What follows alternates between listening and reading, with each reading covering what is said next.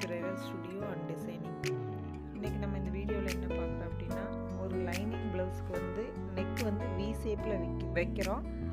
அந்த வி ஷேப்பில் வைக்கிறதுக்கு வந்து நம்ம மேலே வந்து கிராஸ் பீஸ் வச்சு அடிப்போம் இல்லையா, அது நிறைய பேருக்கு ரிஸ்க்காக இருக்குது. அதை வந்து எவ்வளோ ஈஸியாக நம்ம பண்ண முடியும் அப்படிங்கிறத இந்த வீடியோவில் பார்க்குறோம். வாங்க வீடியோக்குள்ளே போவோம். வீடியோக்குள்ளே போகிறதுக்கு முன்னாடி நம்ம சேனல் சப்ஸ்கிரைப் பண்ணாதுங்க, சப்ஸ்கிரைப் பண்ணிக்கோங்க. இப்போ மேல் துணி லைனிங் துணி எல்லாம் ஒரே மாதிரி வச்சுக்கணும். மேல் துணியை வந்து நம்ம திருப்பி விடுறதுனால அந்த மேல் துணியை நல்ல பக்கமாகவும் இந்த லைனிங் துணியை மேலேயும் வச்சுக்கணும். ஸ்ட்ரெயிட்டாக அந்த கிராஸ் பீஸை வச்சு அடிச்சுட்டு வந்து கீழே வந்து முக்கோணம் மாதிரி சமோசா மாதிரி பண்ணி நீங்கள் மடித்து வச்சு ஊசி கீழே இறக்கி அதை திருப்பிக்கணும். திருப்பி அந்த வி ஷேப்பில் ஒரு முக்கோணம் மாதிரி மடித்து வச்சு அந்த இடத்துலையே ஊசியை கீழே இறக்கி திருப்பிக்கணும்.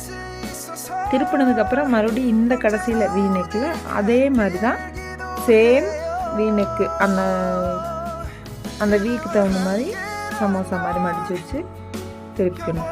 ஊசி கீழே இறக்கி திருப்பினதுக்கப்புறம் மேலே வந்து ஸ்ட்ரெயிட்டாக ஒரு லைனு கொடுக்கணும். அவ்வளோதான், முடிஞ்சுது. இப்போ இதை வந்து நான் என்ன பண்ணுறேன்னா, இந்த மறுபடியும் ஒரு ஸ்டிச்சிங்கை வந்து ஸ்ட்ராங்காக இருக்கணும் அப்படிங்கிறதுக்காக போடுறேன். இதை போட்டு முடிச்சுட்டு ஃபுல்லாக முடிச்சுக்கலாம்.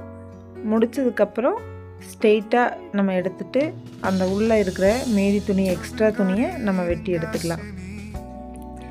வெட்டி எடுத்ததுக்கப்புறம் அந்த அந்த மடித்து கொடுத்துருப்போம்ல அந்த இடத்துல மட்டும் லைட்டாக நாச் போட்டுக்குவோம். நாச் போட்டு நம்ம இப்போ திருப்பிக்கலாம். திருப்பி நம்ம கரெக்டாக திருப்பி அந்த லைனிங்கை மட்டும் கரெக்டாக திருப்பி விட்டுக்கணும். திருப்பி உள்ள நல்ல பக்கமாக இருக்கிறது மேலேயும் அந்த கெட்ட பக்கமாக இருக்கிறது கீழேயும் போயிடும். போனதுக்கப்புறம் நம்ம அதில் கரெக்டாக வச்சு ஊசி தையல் அமுக்கு தையல் போடணும். அமுக்கு தையல் போட்டு அதே மாதிரி அந்த வி ஷேப்பை வந்து நம்ம கரெக்டாக எடுக்கணும். அதுக்கப்புறம் அந்த வி ஷேப் வந்து எடுத்ததுக்கப்புறம்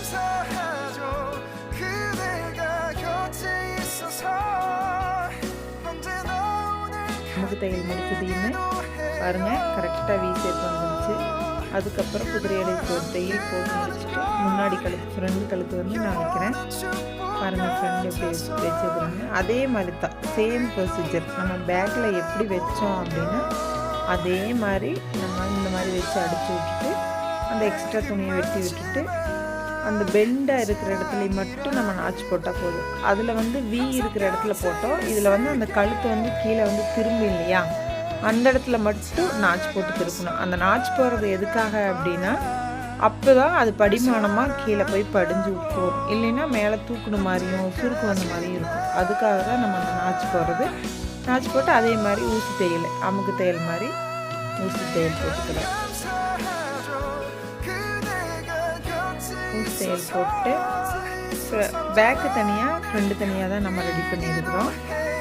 அதை ரெடி பண்ணிவிட்டு நம்ம மேலே வந்து அது குதிரை அடிக்கு ஒரு தையல் போடுவோம். அப்போ தான் அது அழகாக இருக்கும். அந்த தையல் வந்து நான் இதில் உங்களுக்கு காமிச்சிருக்க மாட்டேன். இதில் வந்து அந்த தையல் காமிக்கல, நான் அமுக்கு தையல் மட்டும் போட்டுக்கிறத உங்களுக்கு காமிச்சிருக்கிறேன். ஃப்ரெண்ட்ஸ், உங்களுக்கு இந்த வீடியோ பிடிச்சிருந்ததுன்னா லைக் பண்ணுங்கள், ஷேர் பண்ணுங்கள், கமெண்ட் பண்ணுங்கள். தேங்க்யூ.